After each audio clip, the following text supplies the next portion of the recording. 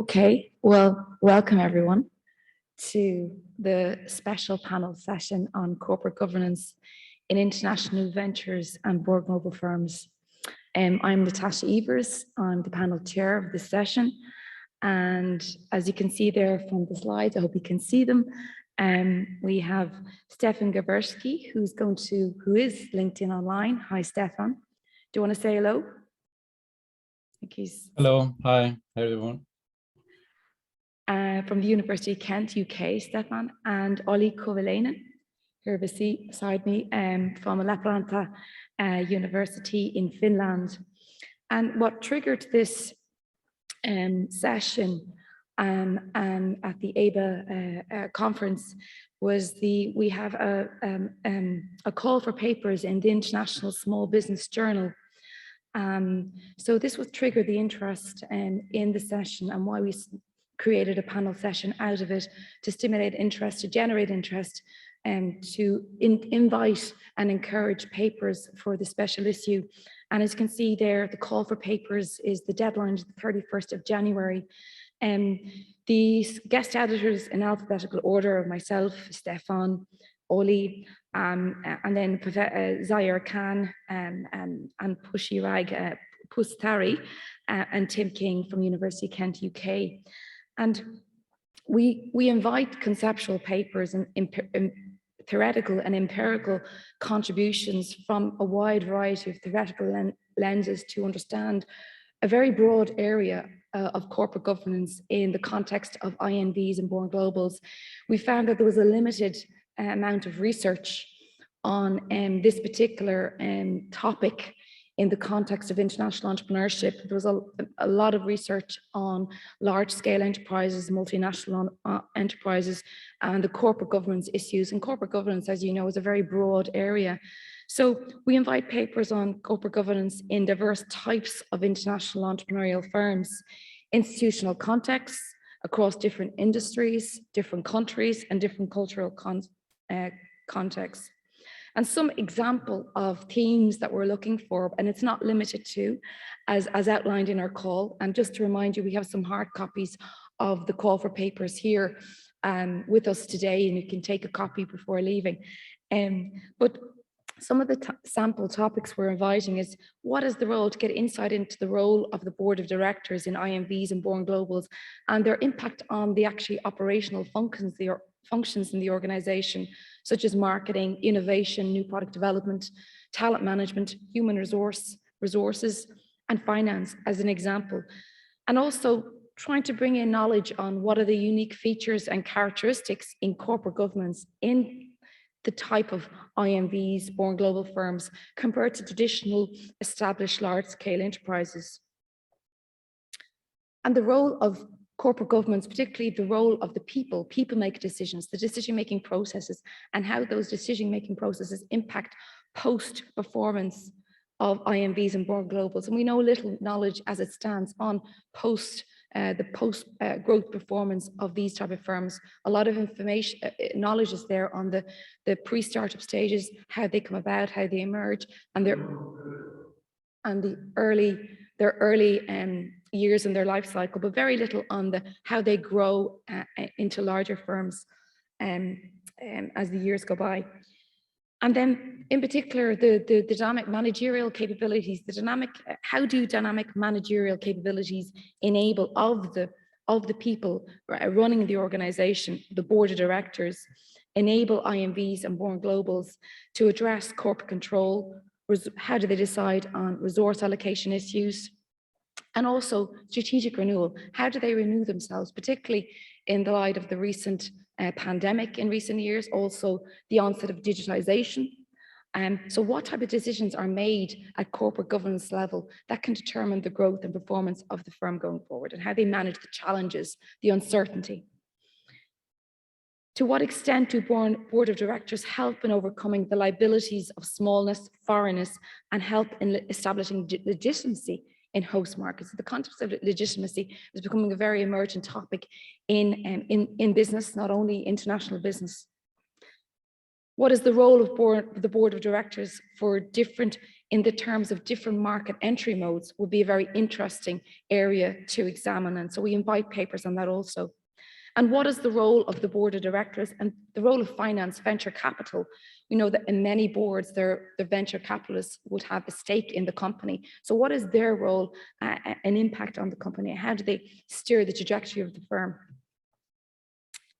So that's just a sample of topics, and we're open to all other areas, and basically bringing more knowledge and insight into this area. And just to introduce you to the broader area of corporate governance, Professor Olli Kuvilainen is going to kick off with a paper of the session, and then Professor Stephan Gerschewski will follow up on a second paper. So please, I invite questions maybe at the end of both papers. Thank you.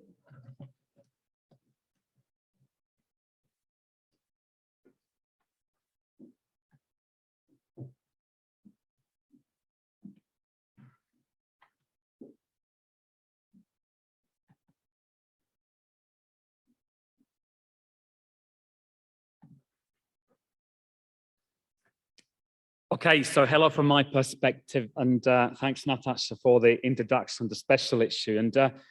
And what I want to do today, just to kick off the kind of the ideas and thoughts for the discussion we hopefully have after the two coming presentations. First one, as of course mine. I thought I look at what the corporate governance is in so-called micro multinationals. Those are the firms, small firms who've done the FDI.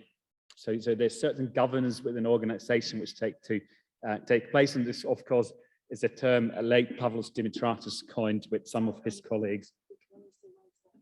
Okay, right. Sorry about that. So you look at the micro multinationals, and then other term which could be is the SMEs who are international with more high commitment entry modes, but that could be as well licensing, joint ventures, and not just the FDI per se.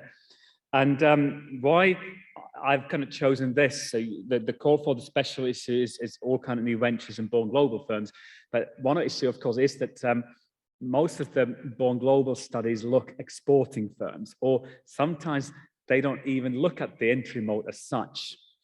And clearly, entry mode relates very much how the companies operates in different countries is being governed, and we can define, following Rosa Strain's paper, 2009, I think, corporate governance looks at how firms are governed so they operate effectively and efficiently. And of course, INV studies bonus often look at how what are the strategies the companies to enter the international markets, and how do they perform. And we have less studies focusing on corporate governance. And maybe have a look at a bit entrepreneur and motives, vision of the entrepreneur, internal experience of the entrepreneur. But we have certain assumption. I think we all think that if you get more external funding, you may have external board members, but we haven't that much studied the issue among the international ventures and born globals. But when we look at the micro multinationals, for example, then if you have done the FDI, often you have more resources, and I thought that makes sense to look at that, because corporate governance in that setting more than maybe just if you're an exporting firm.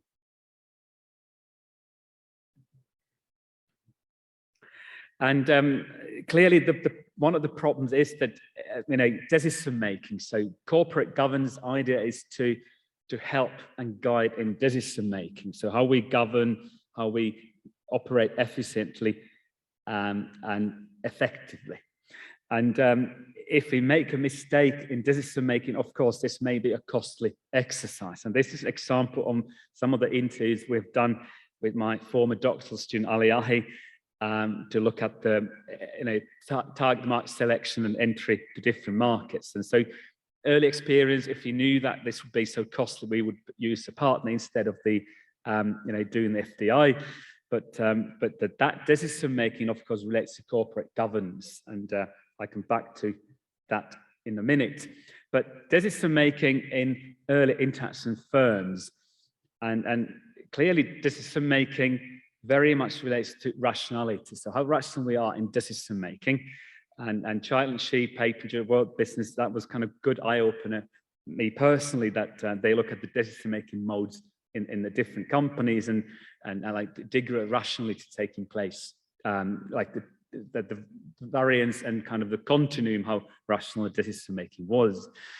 It was a conceptual paper then. But clearly, if you look at the initial internationalization, whether it's unplanned or planned, and clearly, if you have a more corporate governance, this probably would be more planned. Clearly, there's a path dependency. And assuming if you're more better corporate governance, it may be that you're not just having a status quo bias or something, and you just have inertia, path dependency following the all kind of same operation model into the market, but you would make the decisions more based on market research and rational, systematic decision making. Time, of course, if you've got early internationalization, maybe the managers don't have that much experience. That's one of the things I think which affect the corporate governance, and corporate governance may affect that decision making in the short period of time early international firms do have between the foundation of the firm and when they embark international operations. And earlier when we talked about the SMEs, we talked about the limited resources affecting the decision making. And clearly we talked about the legitimacy and how to, even like the board of directors, corporate governance help us to overcome the liabilities of barriers of entering a new market. And clearly one thing I think we should look at is the contingency setting, that where these decisions are done. So networks, clearly, it may be that you enter through the networks. There's clearly uncertainty of the markets when you're a new company and have not been operating the market before. And there are things about the experience and focal decision clearly affects the decision making and how much the corporate governance is there. So if you enter with like if you had a agent in Singapore already and then somebody caught from Malaysia, you might ask your Singapore-based agent to have a go, and that means you probably don't take the big risk, and it might be just artful judgment which happens there, and it may not be that much. You go back to your board and ask for guidance. So how big that affordable loss is, I think that effectuation idea fits well to decision making in international ventures and born globals, for example. But if we look at the decision maker, and of course in international entrepreneurship, often we focus on entrepreneur or entrepreneur/managing director. That's one thing, but often we look at the decisions, whether it's entry mode choice or enter a new market. In general, we have lots of theories explaining the choice of the entry mode. So internal factors do affect, external factors do affect, but we do need, of course, more focus on that decision-making process. And clearly the factors affecting the actual mode choice do affect the decision-making process. Well, I said the affordable loss principle, I think it actually fits very well to many decisions. If we talk exporting, if we talk the FDI, assuming that your decision-making process would be more systematic because it's a more costly investment, there would be more costly error if you would make the wrong decision. And then we come down to that, maybe the gap we have. So whether actually there is some kind of team or board which guides the entrepreneur to make these decisions. And we of course know that many entrepreneurs are there because they want to be their own bosses. And that means that they may not be that happy that they are guided by the external board or, let's say, investor being there and saying, dictating what you have to do, for example. And we have anecdotal evidence, of course, and I was just talking with Per Servais in the corridor before the panel today, and they have cases that, sometimes the founders have actually bought out the investors. And I do know several cases in Finland as well that there's been a clash, and then they actually purchased back, and there's a new management founders buyout because they have had a disagreement with the external board of the directors in the board, which represent the finances in the company. So corporate governance is something I think we're lacking, at least, and lacking studies about this context, international ventures and born globals. And clearly we can have the different layers what we study in this. So as said already before, we look at how the firms are governed, so they operate effectively and efficiently, but it can consist all kind of set of processes, rules and structures which are there for controlling and leading the organizations. And what's is that you need to analyze there then? So whether we look at the entrepreneur, the managing director often used as a proxy for the whole company, or whether you look at the founding team, and there is clearly evidence, and in many born globals, international ventures, we actually do have the team. Whereas if you have a barber shop or a bakery, you might be a sole entrepreneur very often. Whereas if you have a growth-oriented from the start born global, then you often actually have the team with complementary expertise. So what's the unit of analysis? The founder, entrepreneur, or managing director. That's often what we do. We do have some studies looking at the founding team or top management team in born globals, international ventures. So that's the one thing to look at. Becky Royber, Aileen Fisher, have done some work about the top management team. Then, of course, one thing which Stephan is going to talk about the more, and I think which is important, is the board of directors and what's their role, what value add stuff they would bring on board. And those we could still see as a kind of looking at the firm level to a certain extent, but of course the governance could be about the other shareholders, which are not there within the firm, but you have to cooperate them. They might be partners, and often you have to use the partners to do your value adding activities globally. It might be the ecosystem, and actually you look at how it's being governed because you want to be playing a certain role, an important cog in the machine, in the ecosystem you operate in. And then, of course, when you think of the corporate governance, one of the things would be looking at the micro foundations like that, the entrepreneur top management team, how they make decisions, or whether we look at the firm, or whether we do look at the this kind of more network / ecosystem or value chain perspective. And then, of course, Ovid and Dougal already look at this kind of value adding activities in different locations. What do you do in different locations in value chain? How you govern that, and that, of course, relates to the corporate governance in this setting as well. And from my perspective, the research gap could be, if you look at especially those who have the more high commitment modes there, clearly decision making regarding the entry mode, market selection, how you configure your operations is very limited at the moment. And clearly this kind of the characteristics of the decision makers may lead to this less rational or non-systematic decision making. And this is, of course, very classic export research finding that many times we enter the market because of unsolid export orders, for example, and whether there is certain kind of systematic decision making happening from that perspective or not. And it may be that you don't have the clear strategy, and it may be rapidly evolving response to environment opportunities which are there. And then the question is whether this is due to the lack of corporate governance. So because of the inherent nature of the entrepreneurs, we're lacking the governance, or is it just because they're young and they have not kind of developed these structures? That's something. And I think there are advantages, of course, that if you have this entrepreneurial drive and mindset orientation, that's something similar, because then you should be creative and innovative, and then you're easier to make that entrepreneurial judgment, go boldly where no man has gone before, or whether it's very control structured, which you probably do better risk management. And because we know born global, international pathway is a high risk, high growth, high reward strategy, but most of the new ventures do fail. But what's the balance there regarding the governance and entrepreneurial drive and judgment? And this is just much Forsgren than others. I've withdrawn it, but clearly we talked lots about the things happening inside the triangle, so inside the firm.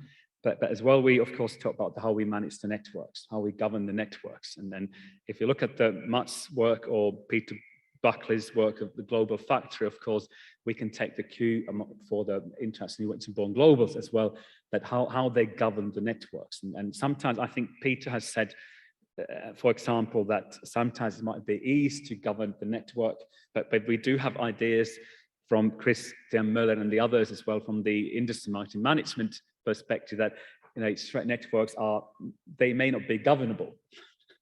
You may not be able to govern them. So there's clearly something I think we should look at more.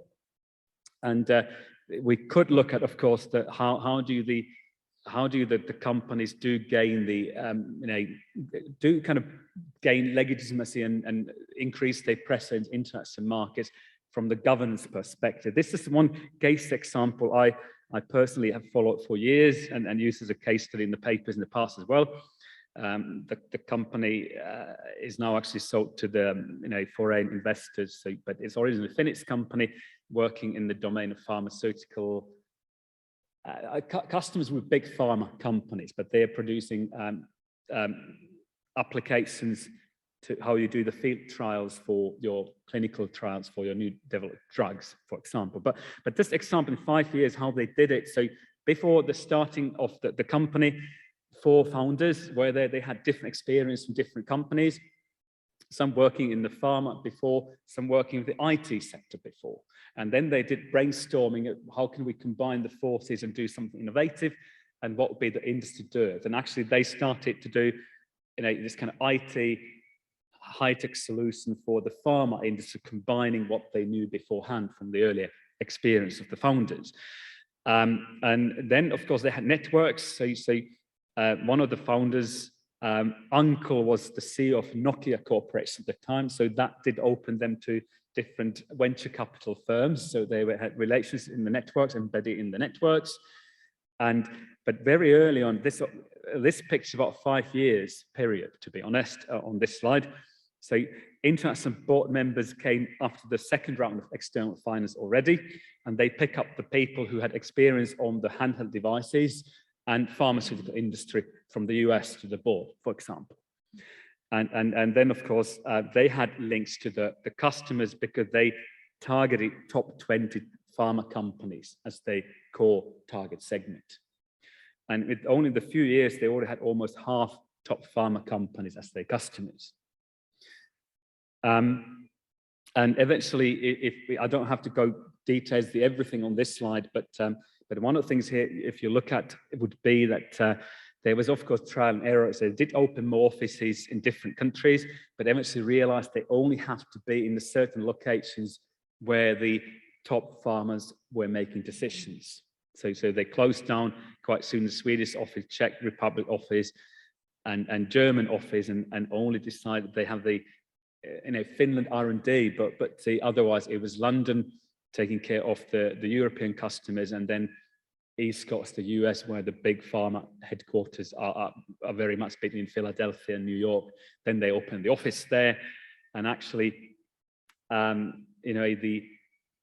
after the 5 year in operation, they recruit new CEO from the US, and that means, of course, they built into the local networks, but as well, the original founders being the Finns, they decided they hire somebody else to lead the company to the next phase. And that was very quick growth life cycle to become, I say, consolidation maturity here, because then they actually start to look like the multinational company, even though they were medium sized at the time being. I think they're like 40, 50 or 60 people, but still a modus operandi of the company moved from this kind of early internationalization phase to operate as a micro multinational, small multinational company from that perspective.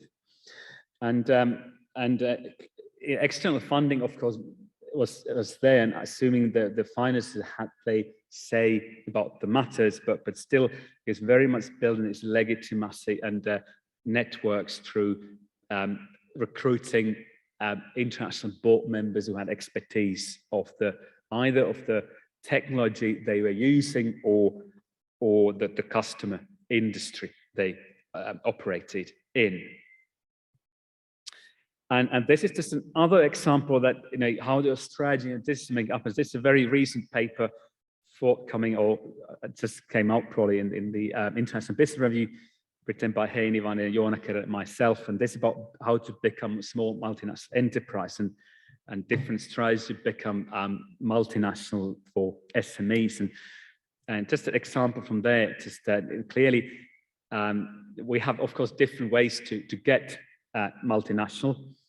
We may do it for various reasons. We know, of course, from John Dunning's work and the others, but clearly, one way to think it would be whether you want to be there, you do the decisions, rational decisions, like hub reaching here would be you seek the market, you establish the FDI near where your biggest customers are. And we do have case-based evidence that many Finnish companies, assuming that happens from other countries as well, going to Silicon Valley where the big customers were, for example. And then one other thing about the governance, what we're seeing is that sometimes you disperse not the headquarters, because you don't really have headquarters per se, but you disperse the top management team. So you acquire the company when you seek resources, for example, or want to reach the hub, your customers, is that you recruit top players who have that network already.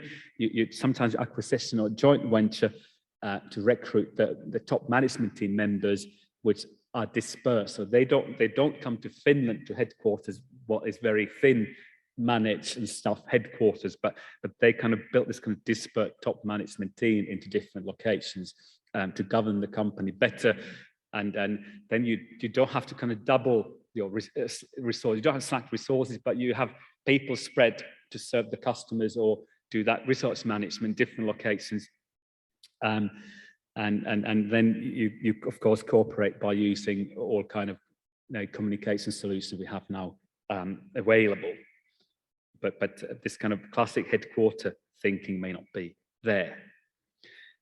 And some preliminary findings for the debate we might have in the panel afterwards, after Stephan's presentation, would be that clearly, I think we all agree there's the pre-assumption and idea that if you get external funding on board, and not just your friends and family who does provide funding, that tends to bring external expertise into the board or even top management team.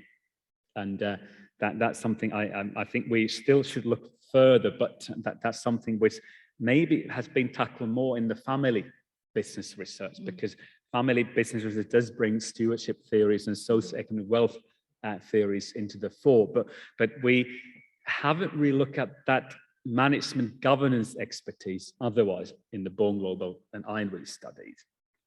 And as I said, that we might see the companies using acquisition joint ventures to overcome the barriers and build the local experience, but as well recruit those guys into the top management team.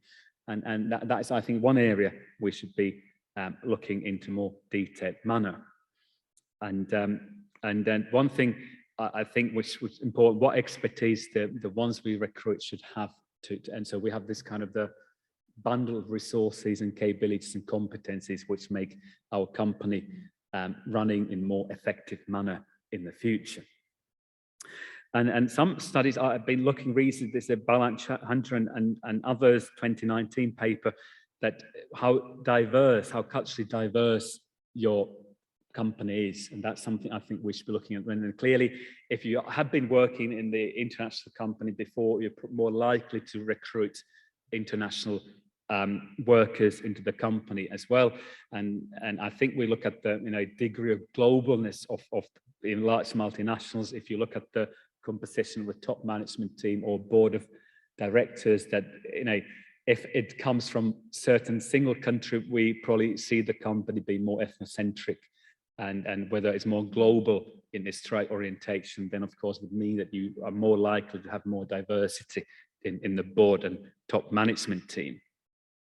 And the final point I have on the slide is, if I think we could discuss a bit further, is that when the companies grow, they probably become more structured in their decision making, and they organize their governance in a more classical, rational manner.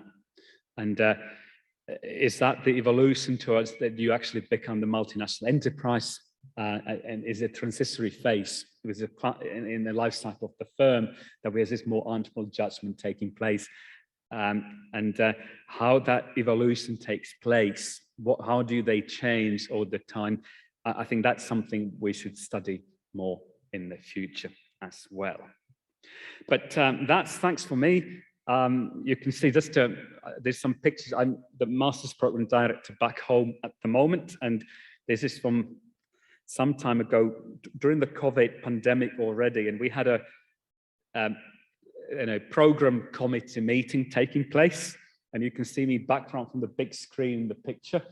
I had a little cough and that day, and I said, "Oh, I can't come take the pictures without me," and they said, "No, you will be online, and the photographer thinks you can be there on the big screen from the back, and then the other team members who are present physically can be there and standing in the front." And of course, just an example that we do have the tools, and because of pandemic, actually, we see more new innovative online management ways taking in the governance as well. And that's so that the program management team governance. So me being the big brother there in the back, I couldn't make it to the meeting because of the cough. But assuming this happens in the company as well, and there's lots of new things we should explore about the corporate governance in international new ventures, born globals, and other type of internationalization new firms. But thanks, that's my kind of the pitch for the starting for the panel. Thank you very much. Muchas Ollie. gracias. Thank you. Thank you very much, Ollie, for a very interesting and insightful presentation and a good introduction as well to the intricacies of corporate governance in INVs and born globals. And now I'm just going to introduce you to Professor Stephan Gerschewski from the University of Kent in the UK. I'm just going to check, Stephan, if you're set up okay.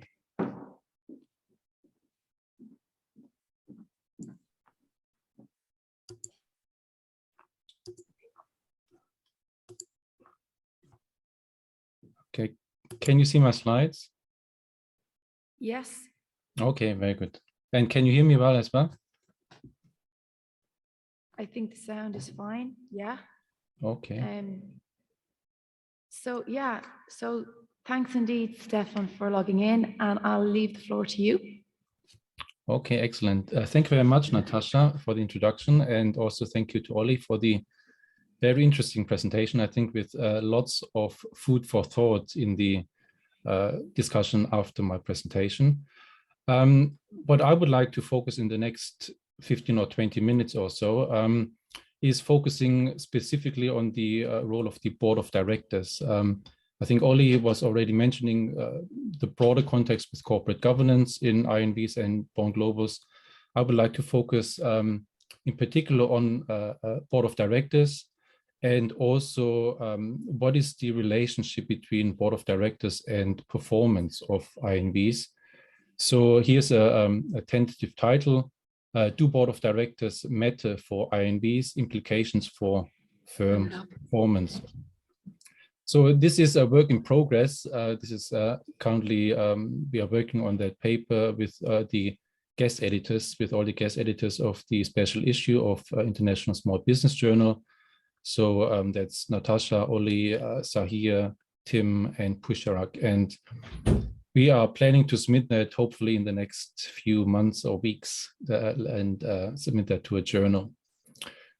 Okay, so for those of you who may not know me, my name is Stephan Gerschewski, and I'm an associate professor in international marketing at Kent Business School at the University of Kent in the UK. And as you can see, unfortunately, I'm not in Madrid at the moment, but I'm now doing the Zoom session. Because of COVID, there were travel restrictions, and because of health reasons, I was unfortunately unable to travel and attend IBA, but I would like to thank the IBA organizers for making it possible so I can present to all of you online via Zoom. Okay, so let me move on then to the agenda. So I've prepared a few points I would like to discuss. So first of all, why corporate governance in INVs and born global? So the broader context, the broader background about the topic. I think Natasha and Ollie already talked quite a bit about why it matters, and I would like to also add some more things to that.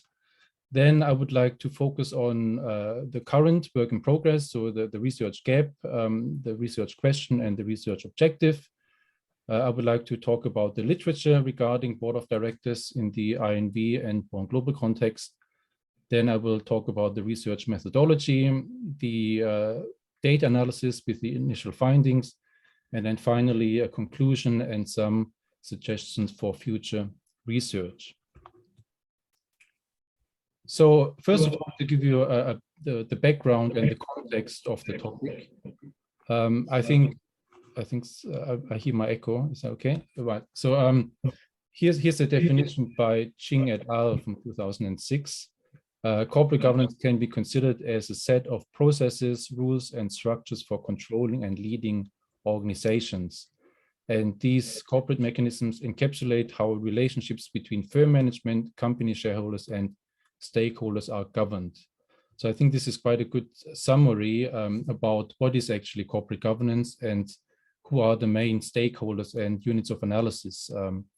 I think Ollie was also talking a bit about the unit of analysis. I think that's quite important when we look at the broad topic of corporate governance in INVs.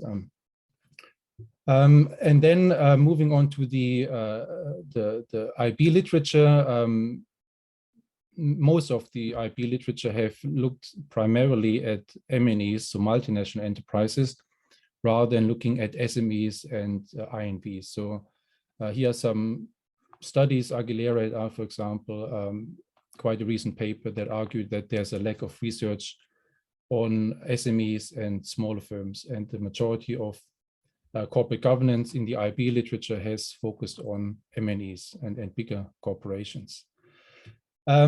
Although IB scholars have recognized the importance of corporate governance and executive leadership decision-making in M&E management, studies with a specific focus on young, rapidly internationalizing firms such as INVs and Born Globals are relatively few. So one good study that I will also mention later on, apart from my one, not just joking, is Coviello et al. From 2017, a CHIPS paper from Nicole Coviello and colleagues. And they argue that IB research and international entrepreneurship research should focus more on the individual decision maker and look at the entrepreneur and the manager as unit of analysis rather than the company. And as you know, and as you are aware, a lot of traditional IB studies, their unit of analysis is often the firm rather than the individual decision maker. So we generally have a greater understanding of how INVs and BGs compete than how they are actually governed. I think this is also a good issue here that demonstrates where the research gaps are and how limited our understanding is when it comes to INVs and BGs. There's a lot of research increasingly about how INVs compete, how they can be successful in the marketplace, how they make use of networks, what type of strategies they use. But in terms of the actual governance or the sort of relationships with key stakeholders and external and internal stakeholders, I think there's still a limited understanding as of yet. So here's an overview about the current research streams on boards and corporate governance. So this is from a paper by Van Ees and colleagues from 2009. It's a bit older, but I think the table also shows you that there's a lot of research on corporate governance and board of directors. And you see the different roles, and you see also internal relationships, so within the company, as well as external relationships. And that includes the structure, so the command and control function of a board of directors, for example, in terms of monitoring or goal alignment, bonding. Then you have the interactions, so that's about collaboration and conflict, political bargaining, lobbying, for example, power and trust issues. And then also in terms of the decisions and decision making, I think that's quite important also for the IE literature, international entrepreneurship literature, in terms of the cognitive behaviors and the competencies of the board of directors and in the context of corporate governance. So you see here decision-making, cohesiveness, commitment, and diversity and competence. And you see then in terms of the external relationships, we see the regulations. In some countries, there's quite strict regulations when it comes to the formation of board of directors. There may be formal laws where you are required, if you reach a certain size or you are listed on the share market, then you need to have an external board of directors, for example, to ensure there is good corporate governance. Then about networks, social networks, coordination and cooptation. I think Ollie was talking about networks, and that's quite an important topic as well, especially for smaller companies, but also for large companies. And then finally, conformity and ceremony, so the institutional embeddedness and identity, the different norms, language. I think this could be also quite relevant for IB research and IE research when we look at different countries and comparing different institutional settings, for example. Right, so moving then to the INV literature and providing some review on INV and Bon Globus compared to MNEs. So we argue, and I think some studies have already started to look at that. One important point is that INVs and BGs, they may be different from MNEs in the context of corporate governance. And the reason for that is mainly because the traits and characteristics of entrepreneurs, they may differ from managers in a large MNE, for example. So who are the entrepreneurs and why do the entrepreneurs become entrepreneurs and start their own business? And these things about the traits and the unique characteristics of entrepreneurs, they very likely affect the governance of the business as well.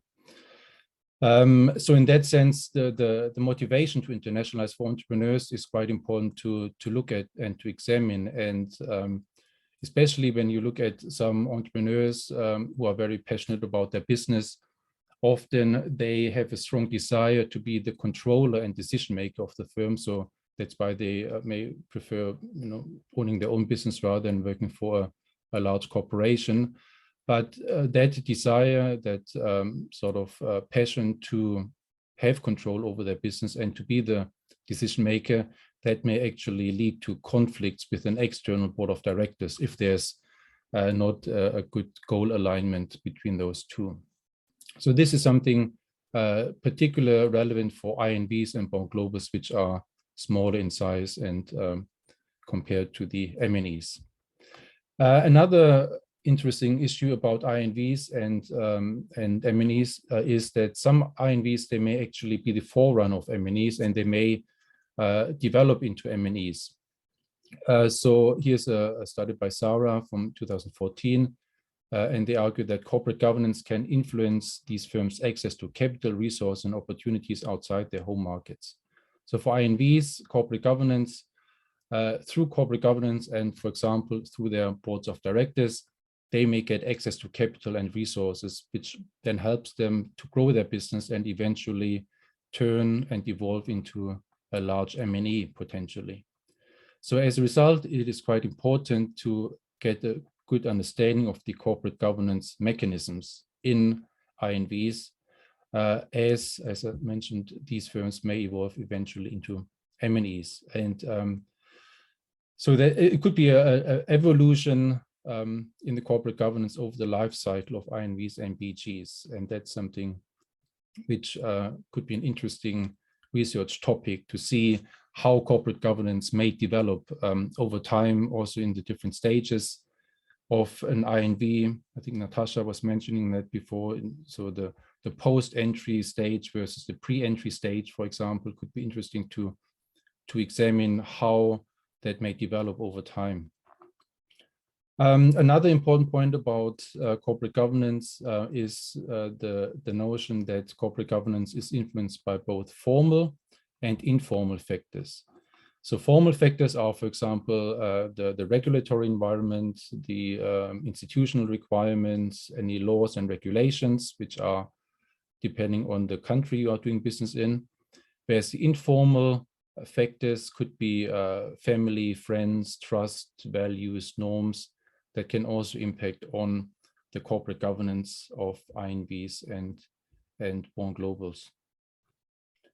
Another important part of the agenda when it comes to corporate governance is the importance of comparative corporate governance research, as it can enhance our understanding of institutional theory. So Aguilera et al., that I mentioned it before, a recent study, they argue that in order to get a better understanding of the role of institutions, it would be interesting to adopt a comparative approach where you look at entrepreneurs and firms in different institutional settings and compare how corporate governance may be different in those different settings. And then finally, INVs and PGs may have hybrid, so they may have both formal and informal systems, and that is likely to be structurally different from MNEs. And I think given the unique organizational structure of INVs and the important role of both informal and formal factors, I think I expect there's probably quite some differences between INVs and MNEs. So I think that's why that research area in general is probably quite interesting to explore further. So of the few studies in the current literature, IP scholars, they have looked at corporate governance in firms. So some of the key topics are, for example, the role of human capital and managerial resources embedded in top management teams, TMTs, and shareholders. So here are some studies, Numella et al., Ives et al., they looked at human capital and managerial resources, and they looked at how that impacts on corporate governance. Then cognitive characteristics of entrepreneurial founders, Gassman and Koip, this is a bit an older study, but they looked at again at the individual decision maker, the founders, and the cognitive characteristics and traits of entrepreneurs. And then finally, dynamic managerial capabilities, looking at the role of dynamic capabilities in terms of the managerial capabilities, so social relationships, managerial cognition, and human capital. So that is, I think, also, well, there has been some research done in the literature about these topics that are relevant for INVs and firms. So I think it's quite evident that corporate governance is inherently a very broad topic, and there's a lot of different literature strands and different literature areas and subjects that looked at corporate governance in firms. And so there's in finance, there's a lot of, there's a strand in literature that looks at corporate governance, organizational behavior, OB, the strategy literature, family firm literature, economics literature, and then of course also IB. And hopefully there will be more IE in the future. The majority of the research, when they looked at corporate governance in firms, they used agency theory. I think this is a very popular theoretical approach that is being used in many studies. And the agency theory mainly looks at the so-called principal agent theory and the dilemma that the decision maker may face because they are both employed by the company and they are making decisions on behalf of the company. So there can be sometimes a moral hazard or a dilemma, and that's why corporate governance tries to sort of reduce that dilemma by having external board of directors that control and monitor the behavior and the decisions by the decision makers and the management, basically.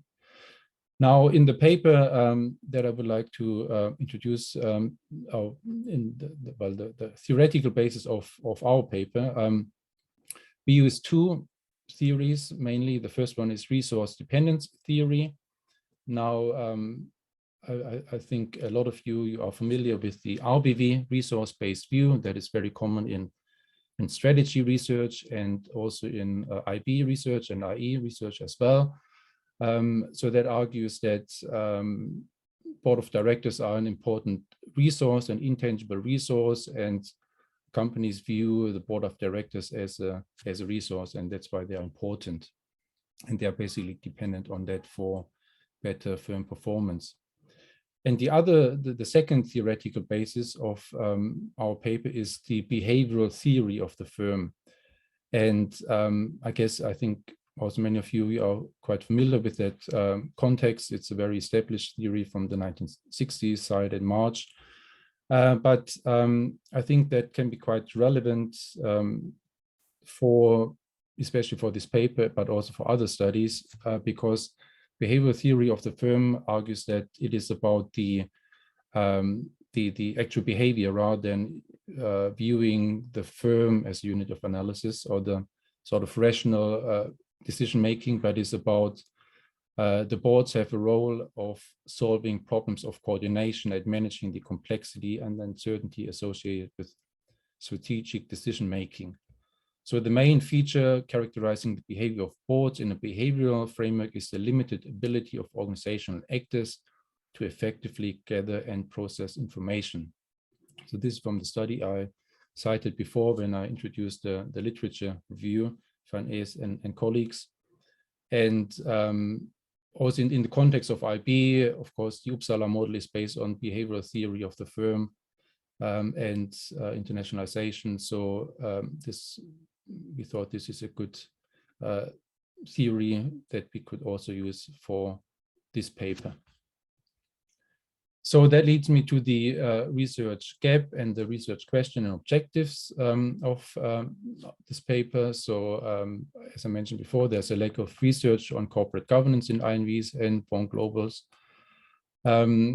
And then Coviello et al., they argue that to understand the macro level organizational constructs, for example, capabilities, routines, competitive advantage, innovation and performance, one must better understand the behavior at the micro level. So the behavior of the individual members of a team or the unit and the firm. And that leads me back to the behavioral theory of the firm and the sort of micro foundations, looking at entrepreneurs and their behavior, their actions, rather than looking at the broad unit of analysis. And yeah, I think that's an important point to make. And I think they still have a limited understanding of the micro foundations when it comes to INVs. You know, what are the entrepreneurs? What is their decision-making behavior? And we want to contribute to a better understanding of that through that paper. So the research question of the paper is, what is the role of the board of directors for the international performance of INVs? So quite a broad question, but given that there's a lack of research, especially when it comes to INVs and board of directors, I think that's hopefully appropriate. And the research objective is basically we want to examine the relationship of the board of directors and the international performance of INVs. Now, here's the conceptual model of the study. So we have independent variables and we have the dependent variable, and then we also have control variables. So you see, if you start with the dependent variable, the international performance of INVs is the outcome variable. And what's important to mention here, we look at different types of performance. So we look at financial performance. Now this includes indicators such as international sales, profitability, return on investment, those traditional financial measures. Then there's also operational performance that includes, for example, market share of the firm, customer satisfaction, new product development. So those more operational measures. And then the third type of performance in our paper is success, and that is overall success, and that is basically a sort of holistic measure of performance as well. Now, looking at the independent variables, so we have mainly what we wanted to see is, and based on the theory, the behavioral theory of the firm and resource dependence theory, we looked at the orientations of a firm. And as you can see here, that's entrepreneurial orientation, market orientation, and learning orientation. And in addition to that, we have the board of directors involvement in internationalization. And that includes factors such as the extent of providing strategic advice for the company in terms of providing networks, and also in terms of enhancing the reputation and the image of the firm. There's, I think, 6 or 7 measures that measure the board of directors involvement in internationalization. And this is our main variable of interest. We want to see how that impacts or how that may be related to international performance. Now, in addition to that, as it is quite common with performance studies, we are controlling for certain effects, and that includes the firm size, the firm age, the firm's annual sales, and also the industry. So we want to also control for potential industry effects, such as manufacturing or service. So this is the descriptive analysis. So we have a sample of 147 companies. We use a very standard definition and operationalization of INVs based on OVIAD and McDougall. So internationalization within and Knight and Cowperskill. Basically, we used 2 main criteria. So internationalization within 3 years after firm establishment. And also, they should not be a subsidiary of a large organization, but they should be independently owned. In terms of the statistical analysis, so we used mainly multiple regression analysis, OLS, ordinary least square. And then we also did some t-tests and ANOVAs. Here's the profile of the firms. So as I said, it's 147 firms. The annual sales, rather small, between $1 and $5 million. So there's Australian and New Zealand companies in the sample. The average number of employees, about 36. The company age, about 10 years old. The international sales ratio, 3 years after company establishment, is 46.2%. And you see also here a breakdown of the industry sectors. So it's manufacturing and services, and other includes, for example, agriculture and other services, and that are not included in manufacturing and services.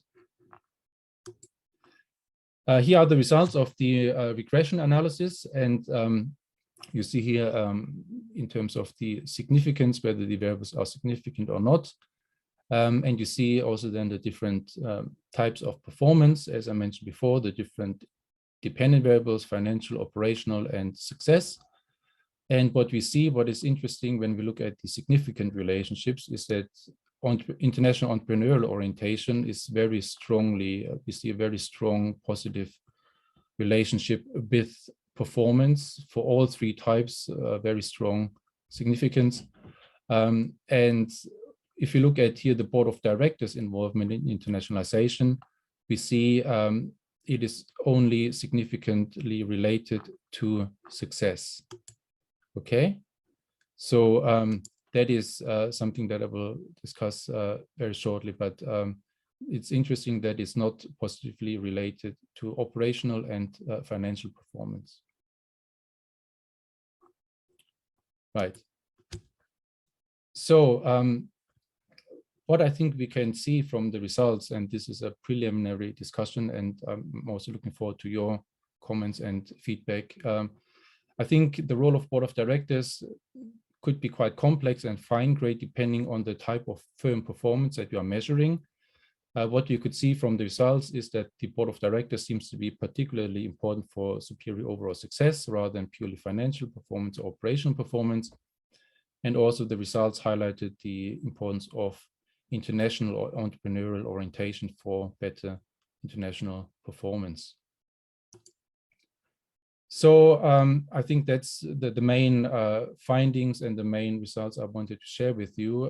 I think Natasha already talked about the different topics and the scope of our International Small Business Journal special issue. So it's quite a broad call for papers, and yeah, we look forward to receiving your submissions, and please keep in mind the submission deadline, which is the 31st of January in 2022. So we look forward to receiving your submissions on that. And I think to conclude, I think we could also use that maybe as a sort of agenda. This is from our call for papers, the different aims and objectives of the panel session. First, understand what makes board of directors, executive leadership groups, and top management teams effective. Examine the relationships between BODs, top management team structures, resources, processes, and effectiveness. Build an intellectual framework for discussion related to various dimensions of corporate governance. And finally, advance the multidisciplinary studies by integrating the literature strands of IE, IB, OB, finance, sociology, law, and HR. And yeah, that concludes my presentation for today. Thank you very much for your attention, and I look forward to the discussion. Thank you.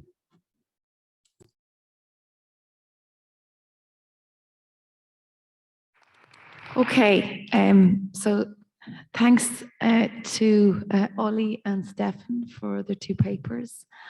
And now, if anyone has any questions for the panel, if you could state your name and maybe affiliation. And is there a mic? We can, if anybody wants to ask a question, we can. Great, thank you. So there's someone there with a mic, if you want to put up your hand. Alex, yeah, needs no introduction.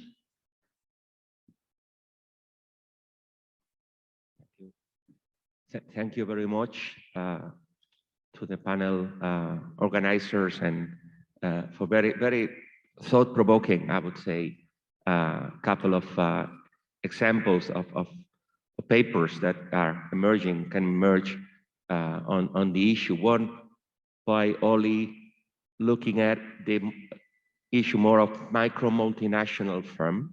I understood it was more focused on this small multinational or firm that can become a larger multinational. And the other example to me seemed to be more sort of exporters, exporting international ventures, which seem to be of smaller scale compared to micro multinationals. Although we many times put all these names together, you know, and I think one issue here is that examining corporate governance and, let's say, born global literature, international ventures, or other types of international entrepreneurial ventures, okay?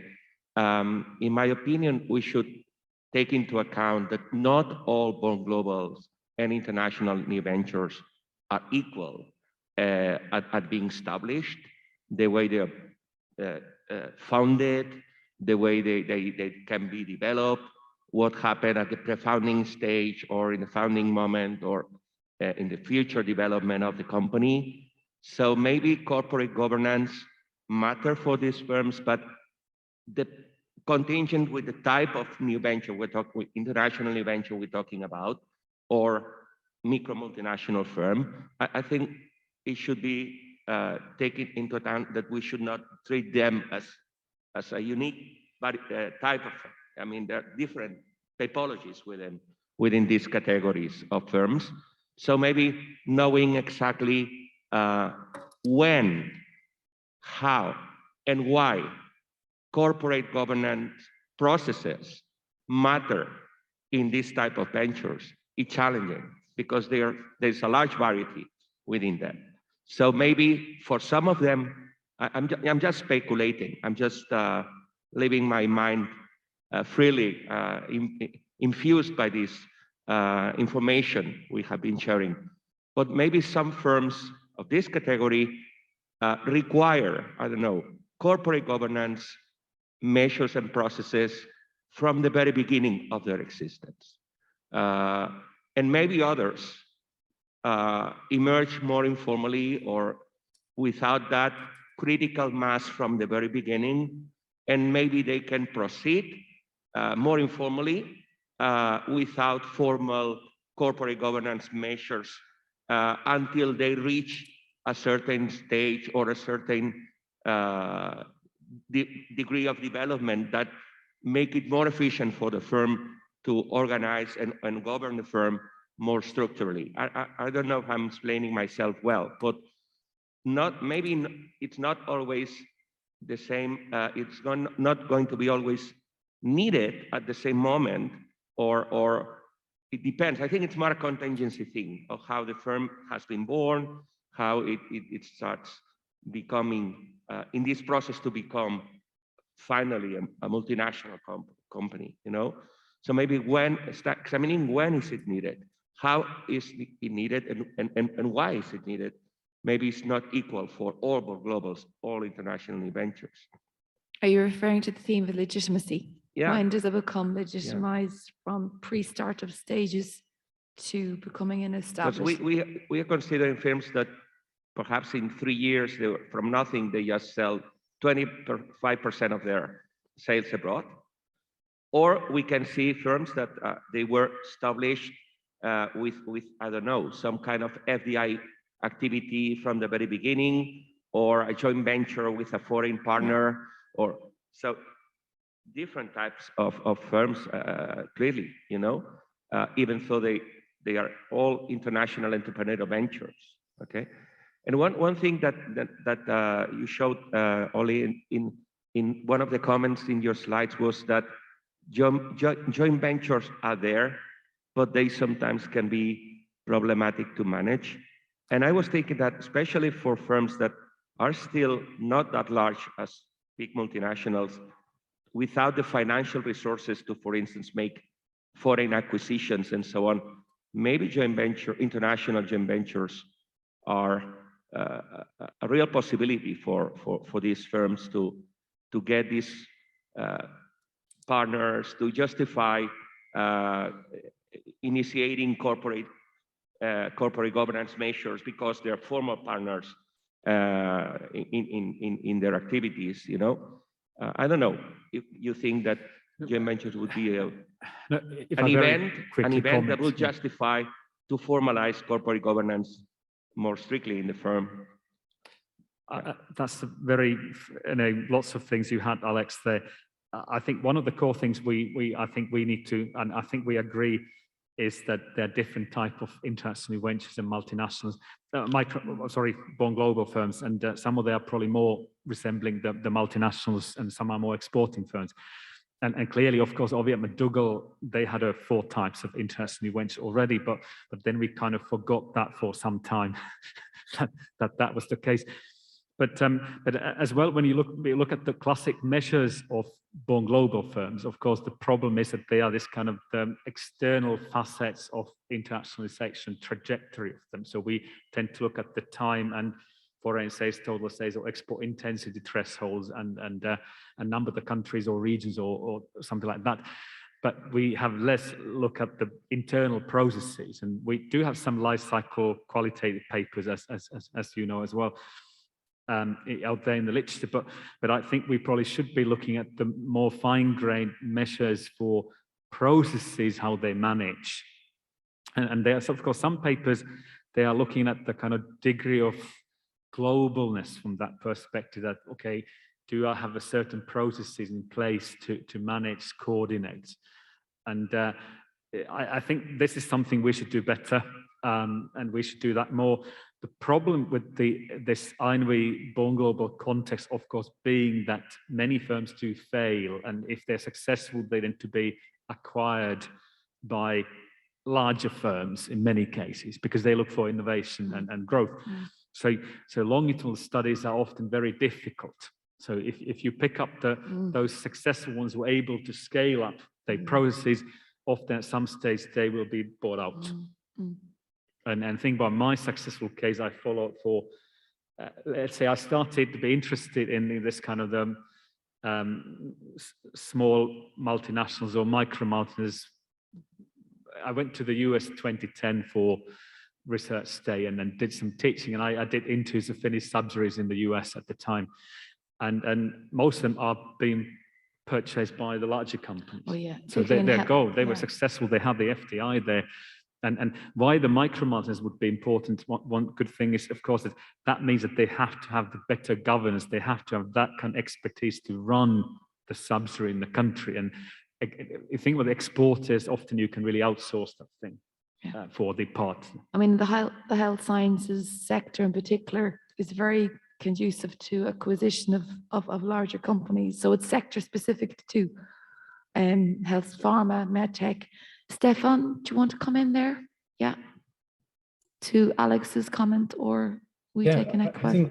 I agree with Alex's comment. I think we have to be careful again about what type of firm we are looking at. And I'm sure there's also not only the type of firm, but also the different stage of internationalization is important to consider as well. So whether it's post-entry or whether it's pre-entry or whether it's when they are growing. So I think those issues have a big impact on corporate governance as well. So I think there's a lot of factors that impact on corporate governance, I feel. Yeah. A small comment to finish and give the word to another. I think this issue also opens, I think, a possibility to relate global international venture literature so far with corporate governance literature, which, as you have both mentioned, so far has been much more related with multinational corporations, larger firms with more structured processes to govern relationships, internal and externally of the firm. But also, I would say, why not with family firms, with international family firms? Absolutely. There is a large body of research conducted on corporate governance and family firms. And some born globals and international ventures maybe can be founded by family members, or as long as they develop, they can also become part of a second, third generation as they mature, okay? So maybe it's also an opportunity to link more than what I have seen so far in the literature, international entrepreneurial ventures and international family firms and corporate governance processes that matter a lot in the case of family firms as well, as these new ventures perhaps. I think Ollie mentioned that all right in his presentation about the family. Yeah. So thanks so much, Alex, for that. Fantastic comments and insight as well. Does somebody else in the audience have a question? Yeah, just put my glasses on.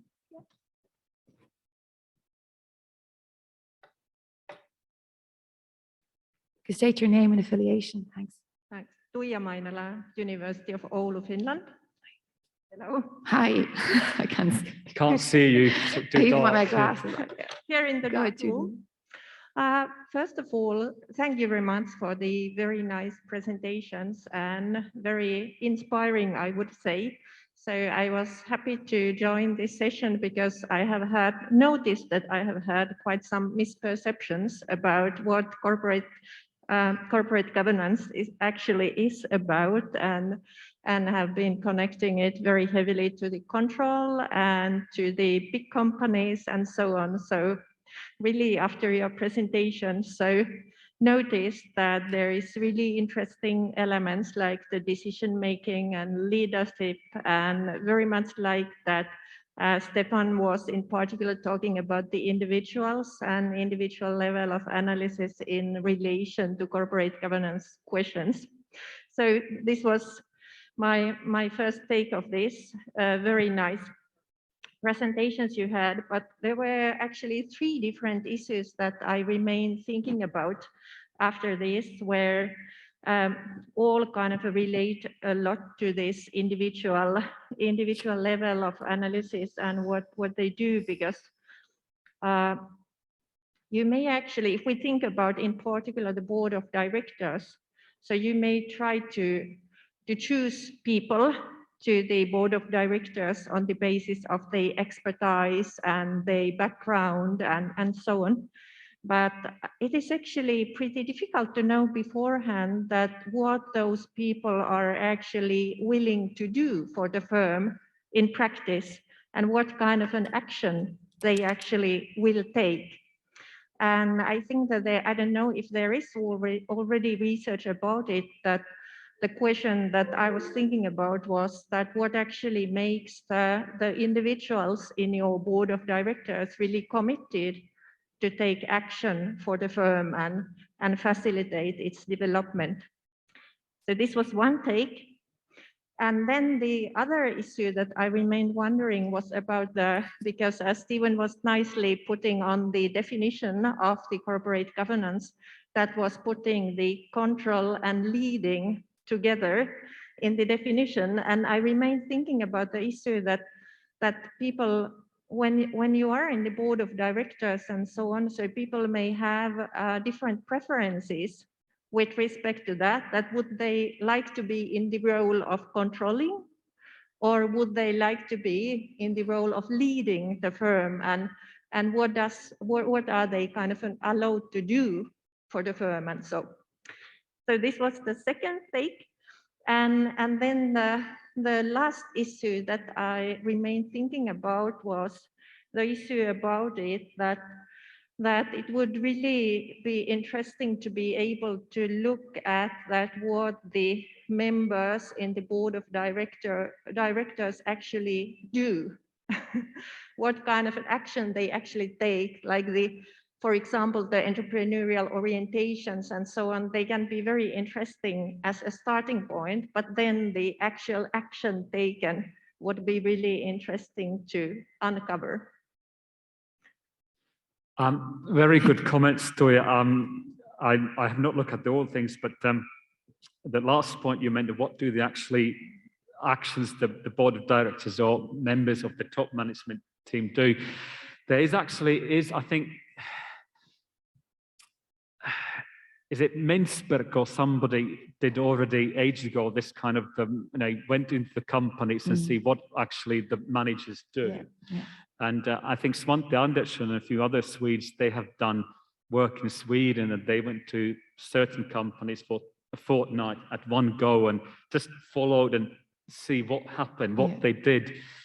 And I was very fascinated with that research some time ago. And I recall we had a project in maybe 15 years ago. I suggested some of the Finnish companies, and what about if we come for 2 weeks and just follow you, what you do, like you are an interesting venture.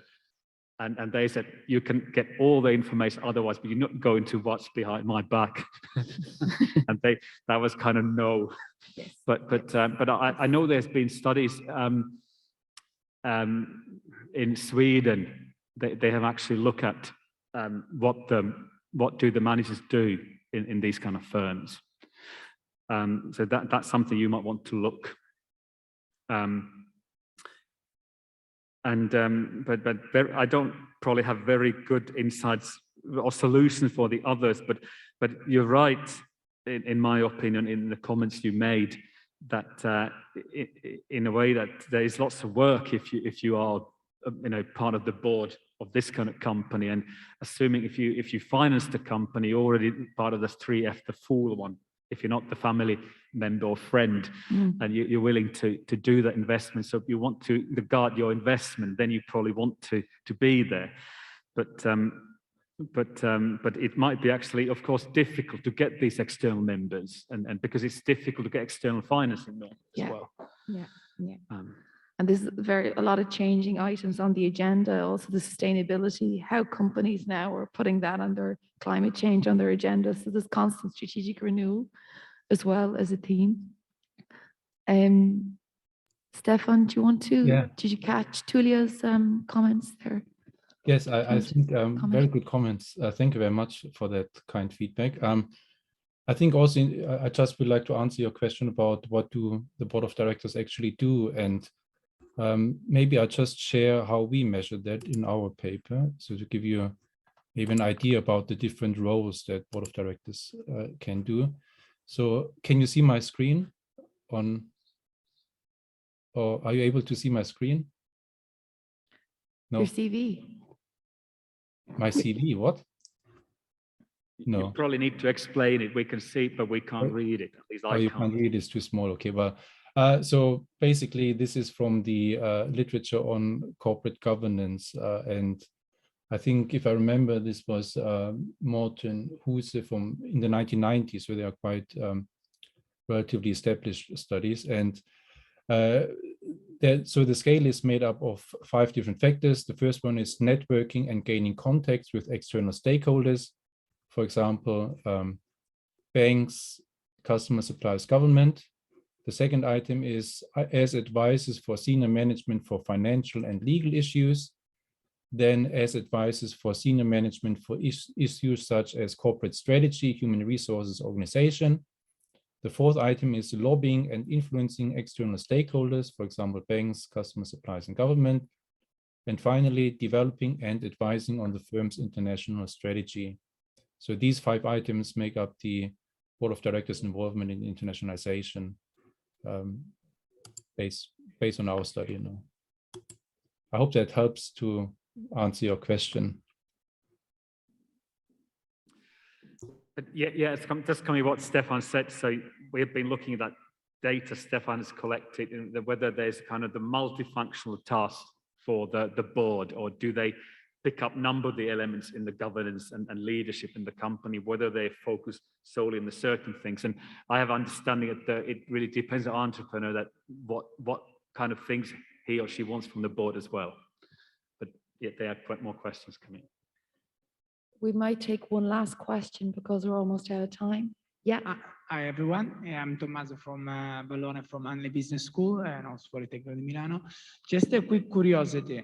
When you talk about corporate governance in born globals, or let's say firms that used to be born globals and now they've grown up to let's say a bigger entity, I'm wondering whether, so the definition of board of directors, it is a formal one, like with executives and not executives, like in, let's say, publicly listed companies, or it is a more, let's say, informal structure where you have, let's say, this external advisor who have no, let's say, who are not working in the company, and they are, let's say, simply, you know, maybe they have some equity in the company and they are advising the company. So I'm wondering about if you're talking about like a formal, you know, formally established board of directors, or it is a more informal one. I mean,